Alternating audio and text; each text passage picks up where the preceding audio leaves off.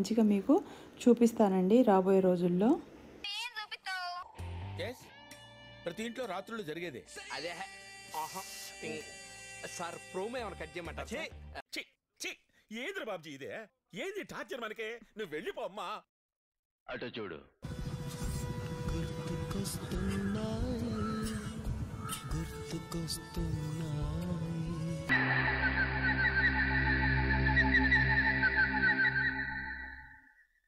అటు చూడు బే.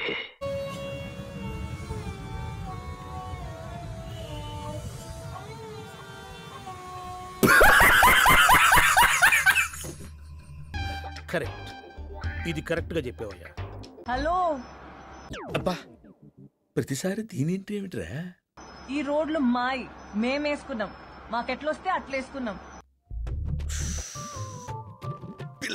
వచ్చారు. వెయిట్ లాస్లో నేను 110 కేజీలు 100 గ్రాముల దగ్గర నుంచి నేను తగ్గిన వెయిట్ వచ్చేసి మీకు 68 కేజీలకి వచ్చానండి. తాము నన్ను నమ్మకపోయినా పర్వాలేదు, కానీ దాన్ని మాత్రం నమ్మొద్దు. She is a third grade lady. ఏం చెప్పావురా?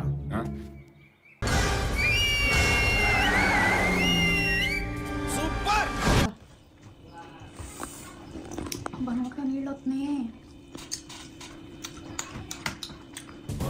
ఎప్పుడు చూసినా ఇదే పనిరా, కొంచెం కూడా బోర్ కొట్టదా? మా ఇల్లు ఎలా ఉందో చూపిస్తాను రండి. చికెన్ ఫ్రై చేస్తున్నాను కొత్త ఇంట్లో, ఫస్ట్ టైం వంట. రండి. ఆడపిల్ల సార్ వదిలేండి. అమ్మమ్మమ్మమ్మమ్మ, నేను ఇంటికి వెళ్ళిపోతాను భయ్య. దీంతో పళ్ళపోతున్నాను భయ్య. రామచంద్ర ప్రభు, నేను అన్నం తిన్నాను ఒట్టి పెట్టుకున్నా. ఇది గుర్తుపెట్టుకో, తర్వాత మాట్లాడుకుందాం. అన్నం తిన్నాను ఒట్టి పెట్టుకున్నా. ఎందుకు? అడుగు తింటానికా? ఎప్పుడు తింటానంటే నా వెయిట్ లాస్ పార్టీ ఏ రోజైతే చేసుకుంటానో ఆ రోజు అన్నం తింటానని. ఇంకెప్పుడు ఇస్తారు? వాళ్ళు ఇచ్చే లోపల నేను చచ్చేలా ఉన్నాను.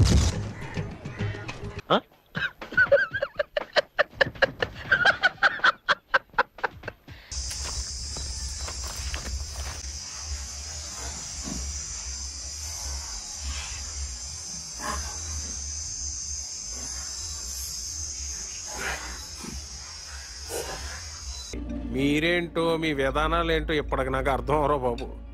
నా జీవితానికి ఏదైనా అసంతృప్తి ఉందంటే అది ఇదే.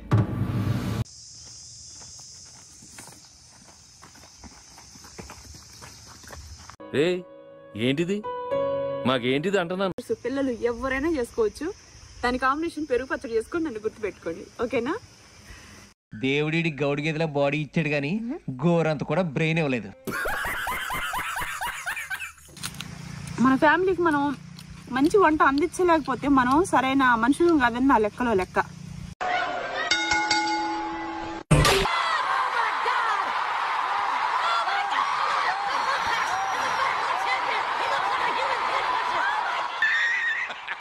సరే, ఒక మంచి భోజనం పెట్టలేని ఆడవాళ్ళు అసలు నా లెక్కలో. గాడిదకేం తెలుసు గంధం చెక్క వాసన అని పెద్దోళ్ళు ఎప్పుడో చెప్పారు. ఎందుకు ఆడవాళ్ళని ఇప్పుడు ఫ్యామిలీ అంటే ఏంటి? సరిపోయారు ఇద్దరును. సాగుతుంది మీకు అలాగా. మంచిగా వంట చేయటం, పిల్లలకు పెట్టడం, భర్తకు పెట్టడం, ఫ్యామిలీని చూసుకోవడం. ఏం సీన్ కనపడుతుందండి అలా సిగ్గు లేకుండా? వాళ్ళు తిన్న తర్వాత వాళ్ళు బాగుందని చెప్తే మనకు ఆ సంతోషం కదా. అవును, అదే తూ మీ బతుకులు జడా, అయ్యో బతుకులా.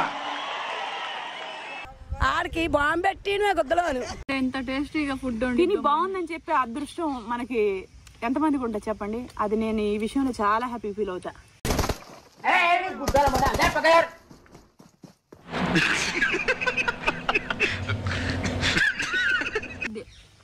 ఏదైనా మనిషి అనేవాళ్ళు ఎప్పుడు పోతారు ఎప్పుడు ఉంటారు ఎవరికి తెలియదు. ఇవాళ ఈ రోజే ప్రాప్తం. అసలు ఇవాళ రేపు అయితేవా? ఆ మాట నువ్వు చెప్పకూడదు. ఎందుకు చెప్తున్నావు? ఆ మాట నువ్వు చెప్పకూడదు కదా. ఇంత తక్కువ చేసింది ఏంటంటే మీకోసమే, మీరందరూ ఎవరైనా నేర్చుకోవాలి అని. దేవుడా, అయిపోయింది బతికి, అయిపోయింది. నీ కొత్త చెక్కేస్తారులే ఈ రోజంతా.